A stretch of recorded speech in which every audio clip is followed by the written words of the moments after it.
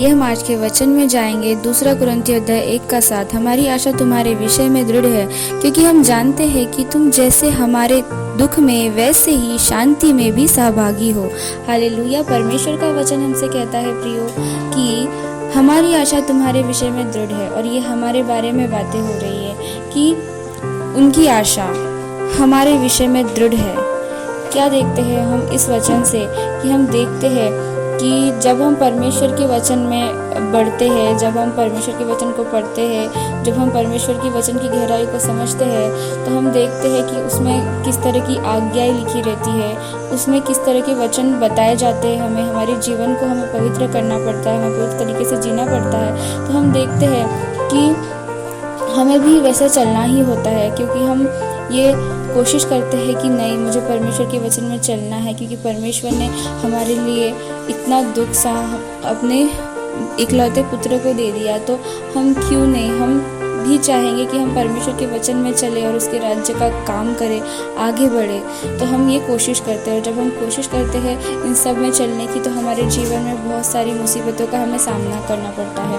हम देखते हैं कि हमारे जीवन में बहुत सी ऐसी चीज़ें होती है, जीवन में बहुत सारी अभिलाषाएं होती है जो हमें उन सब चीज़ों को करने से रोकती है, हम परमेश्वर के वचन में चलने से रोकती है। हम ये देखते हैं, और हम देखते हैं कि कभी फैमिली में प्रॉब्लम्स आ जाएंगी, तो कभी हमारे जीवन में ऐसे दुख आएंगे, परेशानियाँ आएंगी, बीमारी आएंगी, ये सब चीज़ों को हम देखते हैं। तो हम इन सब चीज़ों को उन परिस्थितियों में फेस करते हैं जब हम परमेश्वर के वचन में चलने के लिए कोशिश करते हैं, हम सीखते हैं वो चीज़ों को, तो हम देखते हैं ये सारी चीज़ों को। वैसे ही इसका एग्जाम्पल हम अय्यूब के जीवन को देखते हैं। जब शैतान परमेश्वर के पास गया था और परमेश्वर ने कहा था कि तूने मेरे दास अय्यूब पर ध्यान दिया है, तो शैतान ने कैसे उसे कहा था कि तू बस एक बार उससे अपना वो हाथ हटा ले, तो फिर देखना वो तेरी ज़रूर निंदा करेगा जब मैं उसके जीवन में वो परेशानियों को डालेंगा।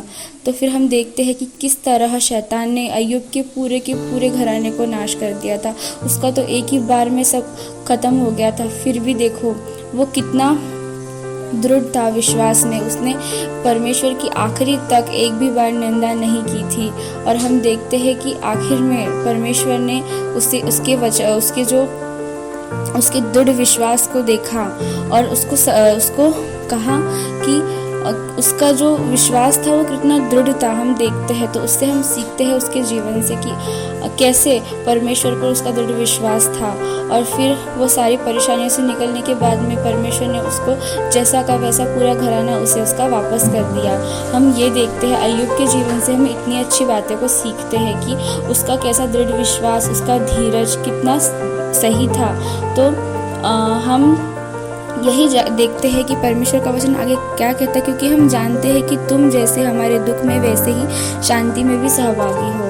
वो ऐसे क्यों कहते हैं प्रियो? क्योंकि जब ये परिस्थिति से हम गुजर रहे होते हैं, इस फेज से हम गुजर रहे होते हैं हमारे जीवन में, तो हम जब तक आखिरी तक परमेश्वर पर भरोसा करके रखते कि नहीं, परमेश्वर एक ना एक दिन मेरे पूरे हालातों को सही करेगा, और हमें ये विश्वास रहता है, तो फिर परमेश्वर आखिरी में ये चीज़ों को करता है। परमेश्वर हमें देखना चाहता है, हमारे विश्वास को परखना चाहता है कि ये कब तक मुझ में टिका रहता है, ये सारी चीज़ों को देखकर। तो हम देखते हैं कि जब हमारे जीवन में परेशानियां चल रही होती है, वो सब फेज से हम गुजर रहे होते हैं, फिर आखिरी तक परमेश्वर आखिर में वो सब सही कर दिया जाता है, जैसे अय्यूब के जीवन में हुआ था। तो वैसे ही हमारे जीवन में भी ये बड़ी से बड़ी गवाहियों को परमेश्वर देता है, ताकि जब हम परमेश्वर के राज्य के लिए इस्तेमाल किए जाए, तो परमेश्वर ये गवाहियों को, बड़ी बड़ी गवाहियों को उनके सामने रखे, और लोग प्रभावित हो कि हमारा सच्चा परमेश्वर क्या क्या नहीं कर सकता।